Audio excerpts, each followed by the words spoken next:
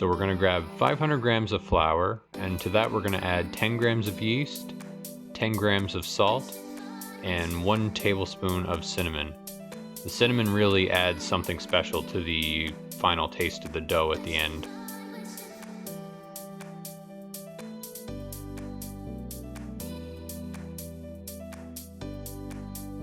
Then we're going to grab 6 eggs and we're going to crack them into a large bowl along with 50 grams of maple syrup.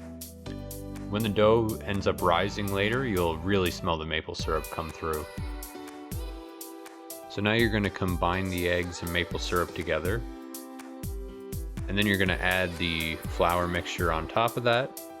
Stir everything together until it's combined into kind of a shaggy dough. After that, you can just mix it together with your hands, making sure to pick everything up off the bottom. So you might notice that the dough might seem a little dry at this stage. Don't worry too much about that. Just incorporate the butter by folding it into the dough little bit by little bit. Once all the butter is incorporated, you can judge much better as to how wet the dough is.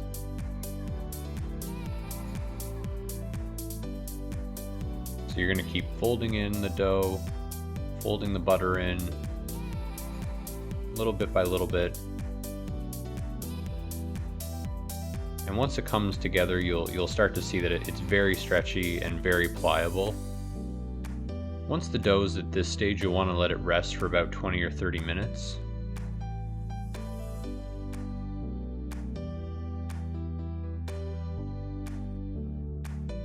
Now you can dust your surface with a little bit of flour. You can drop the dough out onto that. Now all you're going to do is fold it onto itself a few times until you get a nice tight ball. Okay, now I'm going to dust the surface of the dough with a little bit of flour, turn it upside down, and we're going to pop it in the fridge overnight. This will let the dough rise very slowly, and you'll get a better flavor at the end of it. Now that the dough's rested overnight, I'm going to sprinkle a little flour on the dough on the surface just so it doesn't stick. You're going to tip it out from the bowl, and it should come out in one solid piece like this. Just press it out a little bit, and then you're going to roll it out with a rolling pin. You'll want to get it to about 1/4 of an inch thick.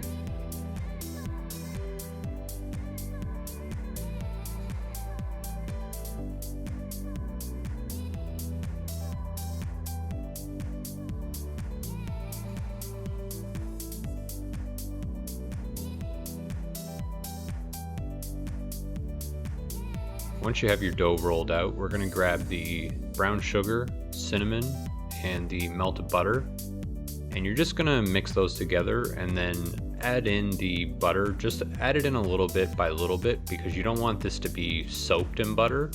You're looking for something that's probably the consistency of wet sand.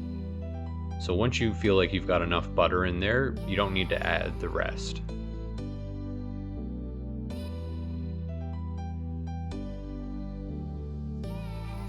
Once your cinnamon sugar mixture is well mixed, just spread it on the inside of the dough. It doesn't really have to be perfect, just make sure that it's pretty well dispersed. The only thing is to leave a little bit towards the bottom of the dough because you're going to want to seal that up once it's done rolling.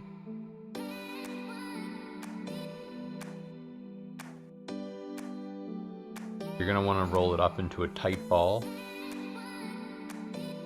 And then you're going to pinch down the ends to make sure that the dough doesn't come apart. I usually give it a little pinch and then turn it over on its other side and pinch it down again.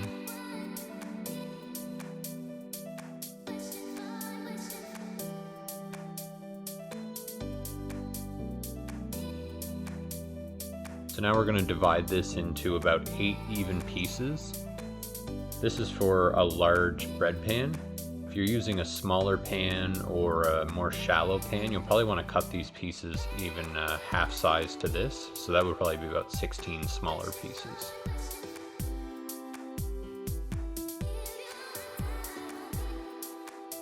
Now you're going to let this rise for about an hour, and while that's rising, you're going to want to preheat your oven to 400 degrees Fahrenheit.